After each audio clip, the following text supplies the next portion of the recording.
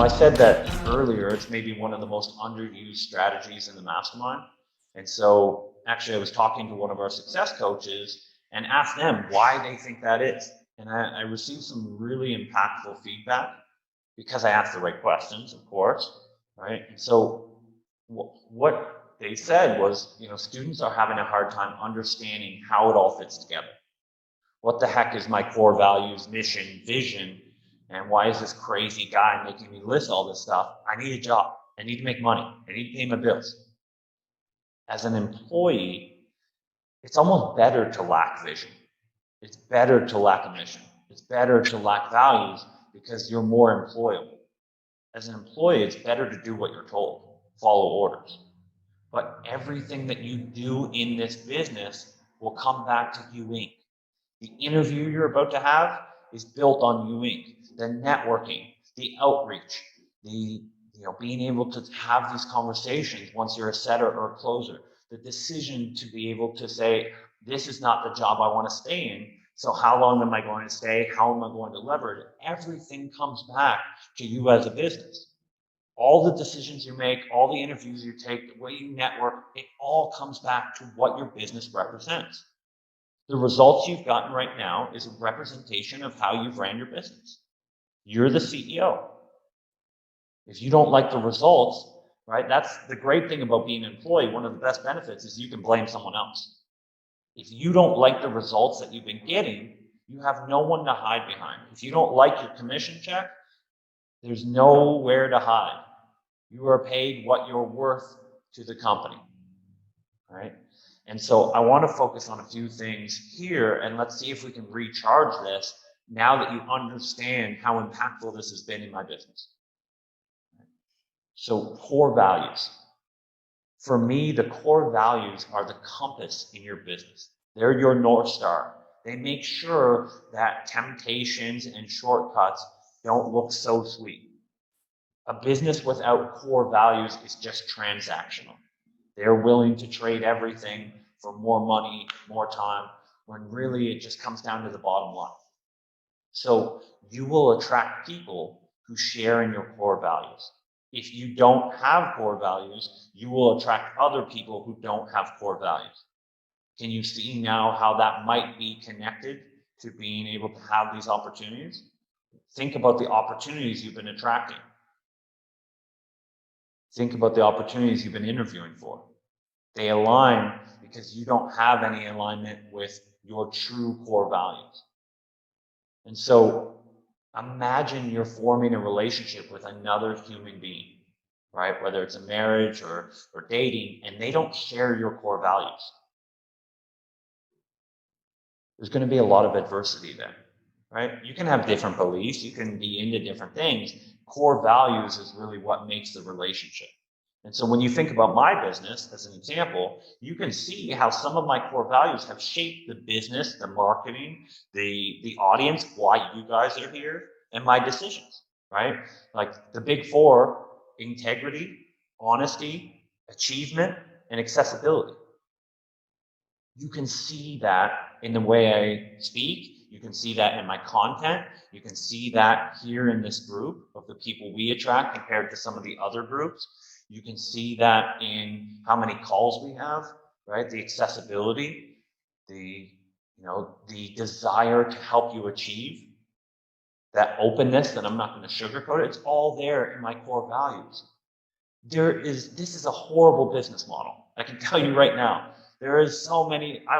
There was years where I was making more money as a closer, right? But I don't let the temptation of I could just market to thousands of people, but then my success rate would drop, right? Because then my integrity would drop. So I have to make tough decisions, but they're less tough because I can always go back to my core values.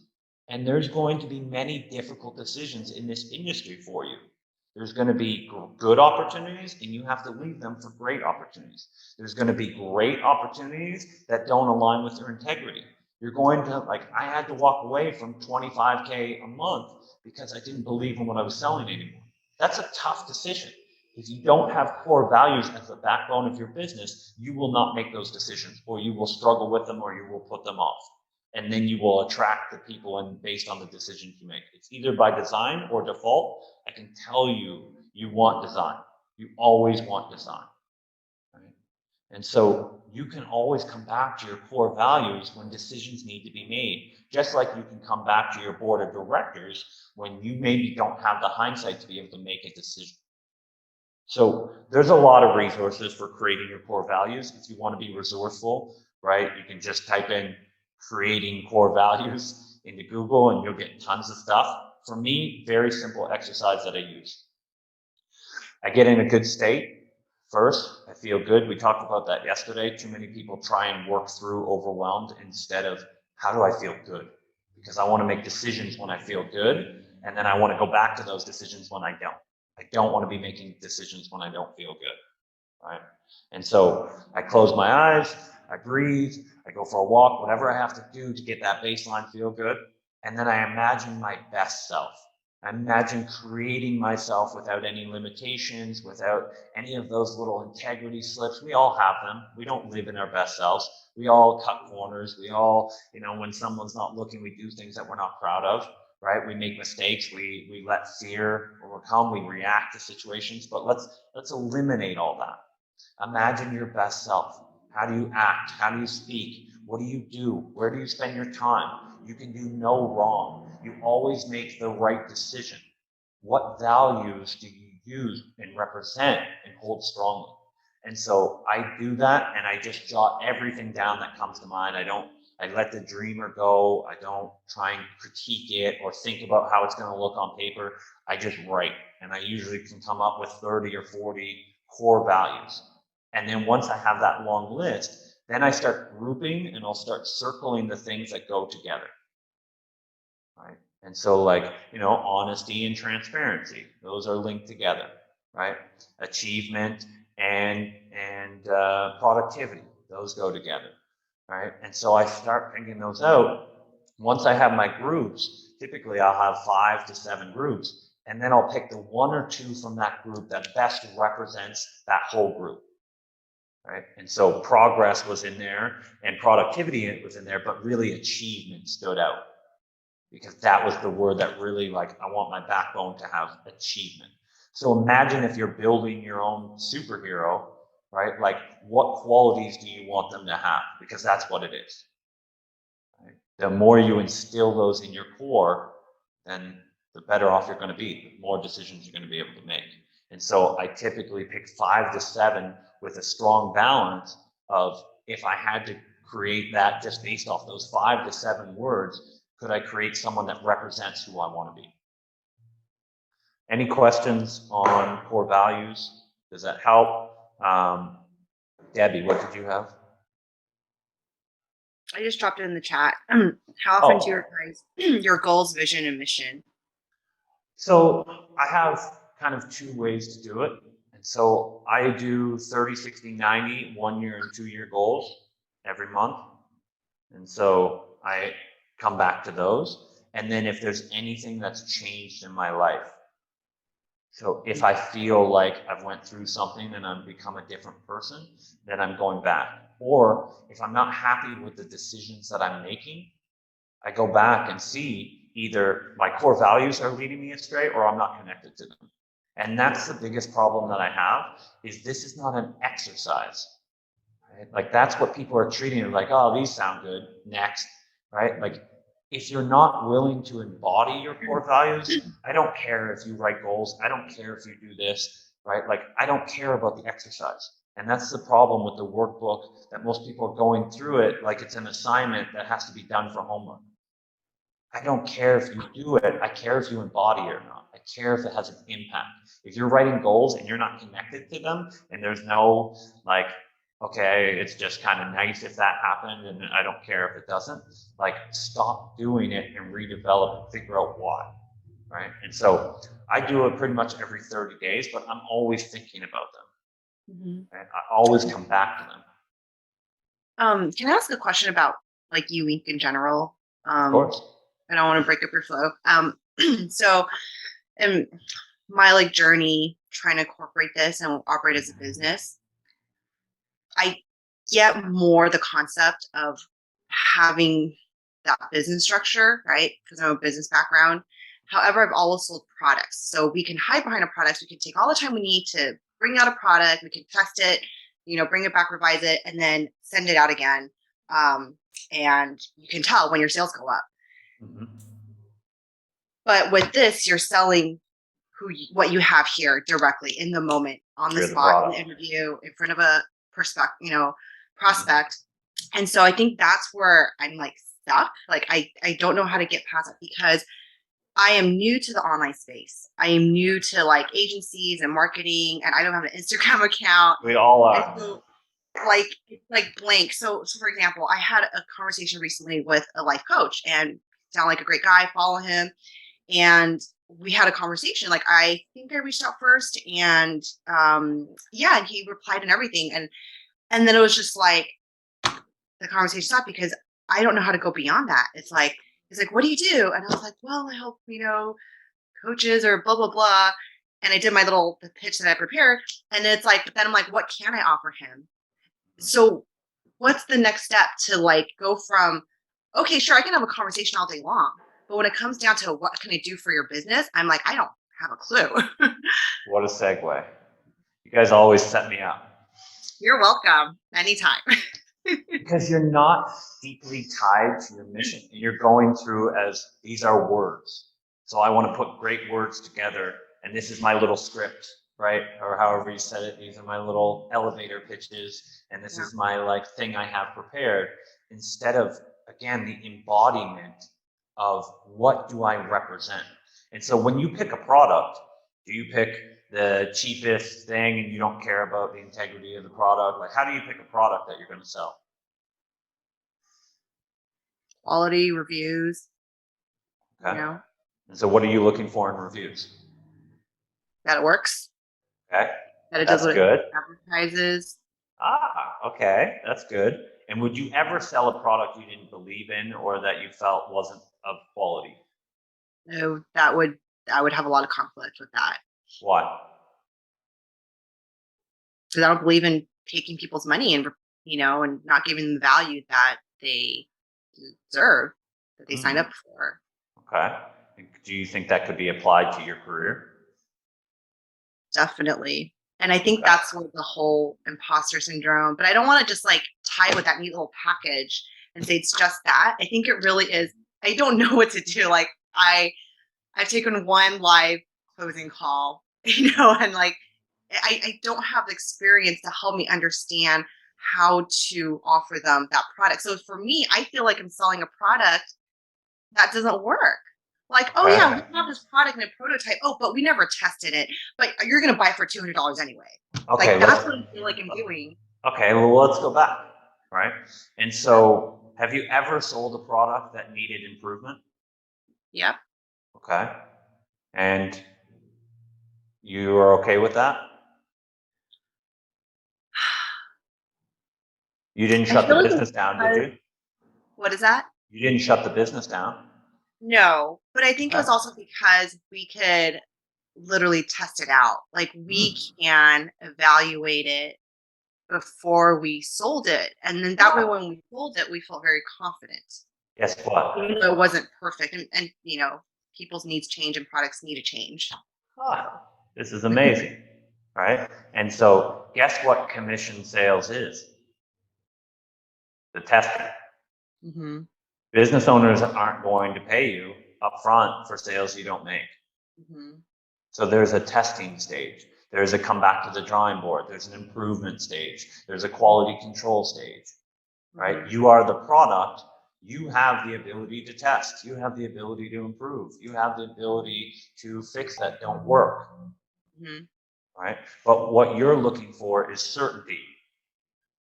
That you don't want to put the product out there until it's perfect for everybody. But even the best products, you take any product on Amazon, even the best product that everybody loves, they still have negative reviews. Yes, like with this conversation with this coach, like I get what you're saying. With this conversation, I didn't even know how to help him, how to ask it. Like I could just imagine in my head, like if Christina was on that call, out in that chat with him, she just started probably throwing out some really poignant, smart questions Mhm. to How did figure stop out there? what's going Stop on. You there, know what I right? mean? Yeah. Like, Did how do you Christina start there, or no, did she develop that? no. So I wonder, is that step maybe like kind of a little like talking to clients and offering these things, like brainstorming? Is that something that should come a little bit later? Like maybe I just need experience, period. Is that that's not the No, problem? no, that's not the problem. The problem's right here. You know that. I know that. Everybody knows that, right? The problem is the imposter syndrome. You identified it from the start, but you're trying to take a logical approach to an emotional feeling, right? And you're never going to feel ready. Mhm. If I waited till like Hunter signed up for a mastermind, there was no mastermind. Mhm. Hunter paid money for something that didn't exist that I had never done before. I sold before I knew how to sell. I got on calls before I knew. There was a month where I didn't do anything. I was not the worst person on there. And so I had to take the product and improve it, Mhm. right? And so that's what it is. But we have to be able to identify that you're finding the way around it instead of like, were you born with the ability to sell products online? Was that something that you just from a young age, 3 years old, you were like, Actually was. yeah, you were? You just came out of the womb and you were like, here's my Amazon Basically. account, right? And so And you were, where's the imposter syndrome coming from? If you're born with those things, then I sure wish I were. Okay, so I guess I always see it as you had a certain level of something to provide, expertise, but that's what experience. you're always looking for. You're always looking for that external source to say you're not ready. And that's been consistent through every conversation we've ever had is, well, they don't have this. They're not dealing with this situation. You guys are way better at this. What you don't realize is this is me polished after 16 years. This is the I learning had, process. Our I job had is nothing. I sucked, right? I grew up with a speech impediment, right? Like I had the same insecurities. I had the same imposter syndrome. I was an asshole. I was lazy. I was self-sabotaging. I made poor decisions, right? I developed the product.